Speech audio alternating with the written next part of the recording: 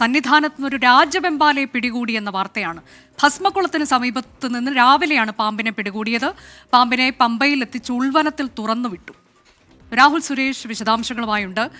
രാഹുൽ, ഇതിനു മുൻപ് ഒരു പാമ്പിനെ അവിടെ കണ്ടു എന്നൊക്കെയുള്ള വാർത്ത നമ്മൾ നൽകിയിരുന്നു. ഇതാ പാമ്പാണോ എന്ന് എനിക്കറിയില്ല. ഏതായാലും സന്നിധാനത്തിന്റെ പരിസര പ്രദേശത്ത് തന്നെ ആയിരുന്നു ആ പാമ്പിനെ കണ്ടത്. ഇപ്പോൾ എന്താണ്, എല്ലാം സുരക്ഷിതമാക്കിയോ?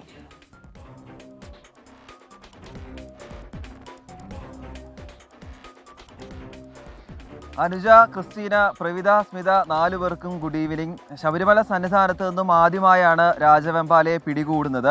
പമ്പയിൽ നിന്നും നേരത്തെ രാജവെമ്പാലയെ പിടികൂടിയിരുന്നു. പക്ഷേ സന്നിധാനത്ത് നിന്നും ആദ്യമായാണ് ഒരു രാജവെമ്പാലയെ പിടികൂടുന്നത്. അനുജ സൂചിപ്പിച്ച പോലെ തന്നെ കഴിഞ്ഞ ദിവസം ഈ ഭസ്മക്കുളത്തിന് സമീപം ഒരു പാമ്പിനെ കണ്ടതായി തീർത്ഥാടകർ വനം വകുപ്പിനെ അറിയിച്ചിരുന്നു. അതേ തുടർന്നാണ് വനം വകുപ്പ് ഈ ഭസ്മക്കുളത്തിന് സമീപം പരിശോധന നടത്തിയത്. പക്ഷേ അന്ന് പാമ്പിനെ പിടികൂടാൻ കഴിഞ്ഞില്ല. ഇനിയിപ്പോൾ ഈ മകരവിളക്കിന് മുന്നോടിയായി ഇന്ന് നടത്തിയ പരിശോധനയിലാണ് രാവിലെ 10 മണിയോടെ ഭസ്മക്കുളത്തിന് സമീപം രാജവെമ്പാലയെ പിടികൂടിയിട്ടുള്ളത്. ദൃശ്യങ്ങളിൽ കാണുന്ന പോലെ തന്നെ അത്യാവശ്യം ഒരു വലിപ്പമുള്ള ഒരു രാജവെമ്പാല തന്നെയാണ്. പ്രത്യേകം ട്രെയിനിങ് ലഭിച്ച 3 റെസ്ക്യൂമാർ ഇവിടെയുണ്ട്. അവരാണ് ഈ പാമ്പിനെ പിടികൂടിയിട്ടുള്ളത്. പിടികൂടിയ ശേഷം പമ്പയിലെ ഉൾവനത്തിലെത്തി ഈ പാമ്പിനെ തുറന്നു വിട്ടിട്ടുണ്ട്.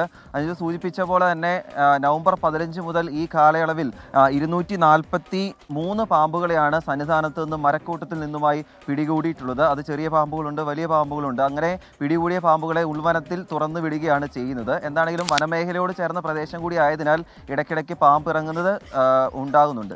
അനുജ, ശരി. അങ്ങനെ ഭസ്മക്കുളത്തിന് സമീപം ഒരു രാജവെമ്പാലയെ കണ്ടെത്തി അതിനെ ഉൾവനത്തിലേക്ക് തുറന്നു വിട്ടു. എല്ലാം ആശങ്കകളൊക്കെ ഒഴിഞ്ഞു.